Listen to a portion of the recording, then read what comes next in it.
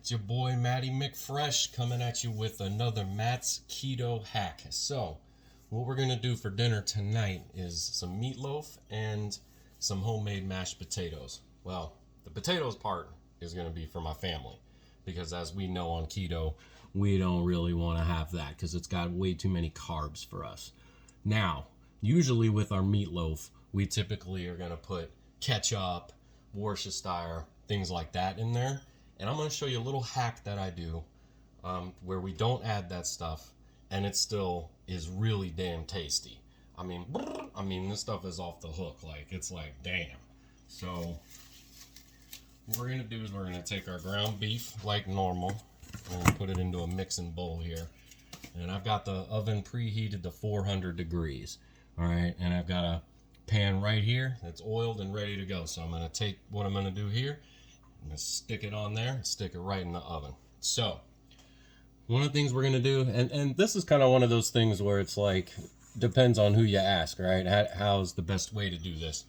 I've tried it a couple of different ways, actually more than a couple, and this seems to work, and especially from a keto perspective. So, what I do is I'm going to put a little egg in here. Some say egg is the worst thing you can do. To me, I find that it helps it to stick together, especially in lieu of ketchup or barbecue sauce and things like that. Alright, now we have an egg in here. What I'm going to do is I'm going to add a little bit of almond flour. Now this almond flour is going to help you on your keto journey, and you put it in place of breading, right? So you might put panko crumbs, bread crumbs in your meatloaf, right? Well, we're not going to do that today. So I'm going to put 2 to 3, depending on how much meat you have, generous handfuls of almond flour. Buy a big bag of almond flour. You will find yourself using it more than once. Okay, the only ingredient in it, almonds. That's it. And it's just so finely chopped and shredded up that it's almost like a powder. So, right now, I'm going to take some Old Bay seasoning. I love the way this tastes, not just in seafood. I think it's really underrated in other foods besides seafood. So I'm going to put Old Bay in here. I'm going to go back to the, stick with what you know, that slap your mama. We're going to do it all day long, baby. Okay. Put us a little hot sauce in here. This is a mild one that I like called Tapatio. Probably saying it wrong. Put that in here just for good measure. Add a little extra flavor in there, a little bit of a kick to it. And then finally, we're going to stick with what we know and what works. And we're going to put some cheddar cheese up in this bitch. Alright, so I'm going to put this cheddar in here. I'm going to mold all of this into a loaf. And then I'm going to put it in the oven.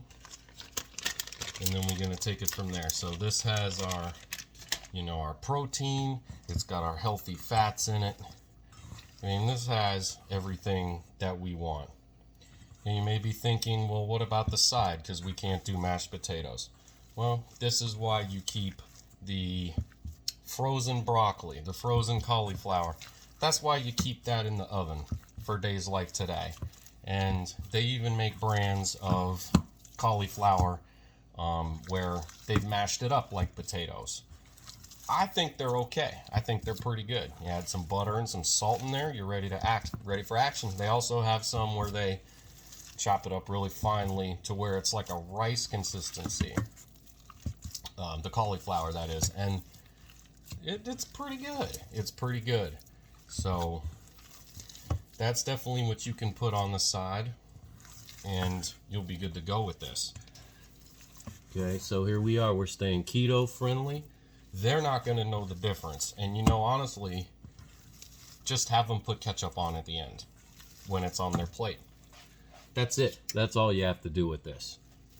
And it's going to be no harm, no foul.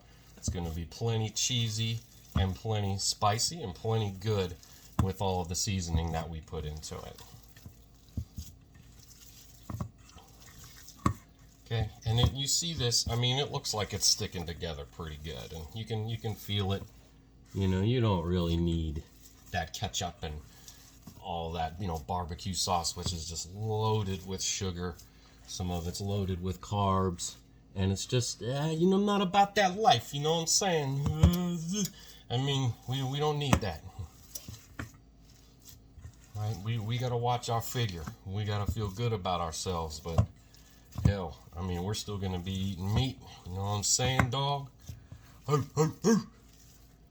Alright. So this mug right here is now ready. Okay. So now we're going to take our tin foil, right? Got this pan ready to go. If you've got a casserole dish, then use that. Mine is dirty at the moment, so I'm not going to use it. Okay. And then here we go. I mean, this thing is really kind of staying together, you know? And you just kind of mold it into how thick or thin or whatever you want it to be. I've noticed it tends to cook faster if it's not quite as tall. So I'm going to kind of flatten it out a little bit. That's it. Keep an eye on it with the cheese, but otherwise you're going to put this in the oven for about, check it in about 45 minutes. It may need about an hour or longer, again, depending on how much meat you have. But, all right, this is it right here. The Matt's Keto Hack.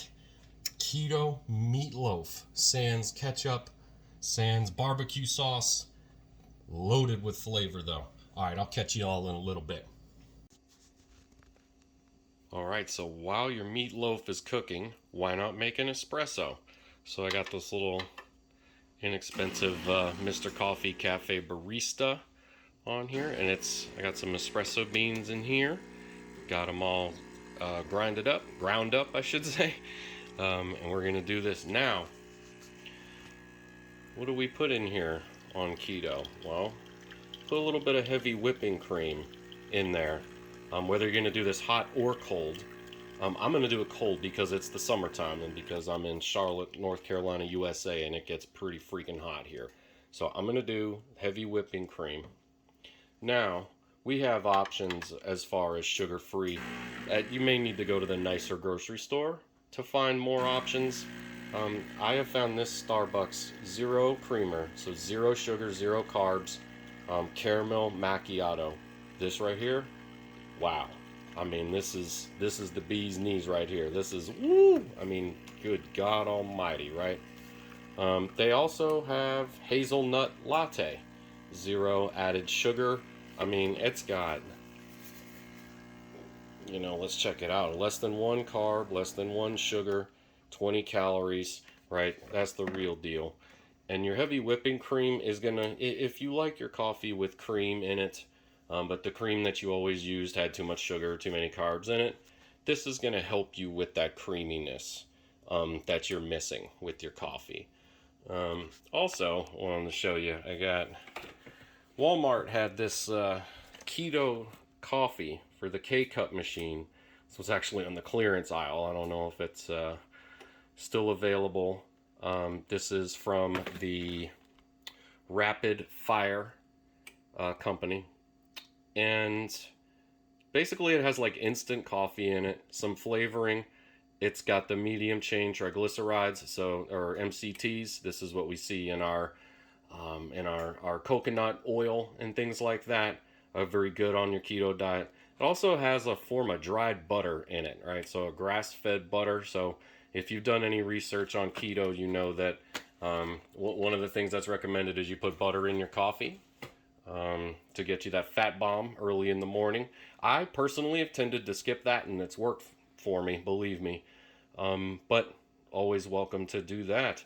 So again, I'm going to let this cool down, and then I think I'm going to do this caramel macchiato and a little bit of heavy cream over some ice. That's what I'm going to do. Since we have a while for our meatloaf, we'll have time for this to cool down and enjoy this before that's ready.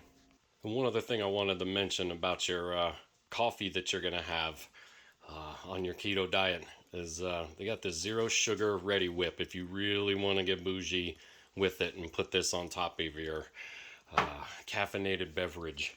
But anyway, wanted to show you our meatloaf. So this is it and all of its goodness right here. You got the cheese melting out of every orifice that you could find. And my God, this is just looking real good right here. So you can take you a piece of this and have it with your mashed cauliflower. Add some butter to it. Right, you already got all the cheese you want right here. Let me tell you. I mean, God Almighty! Look at that cheese just permeating out of this. This is going to be real good. And you know what else you can do? Take you a little slab of this and put it in a keto hamburger bun, which we will talk about in a future episode. But anyway, here is your Matt's Keto hack. Your meatloaf sans ketchup, anything like that. Added cheese, almond flour, and some spices, and we're ready for action, man.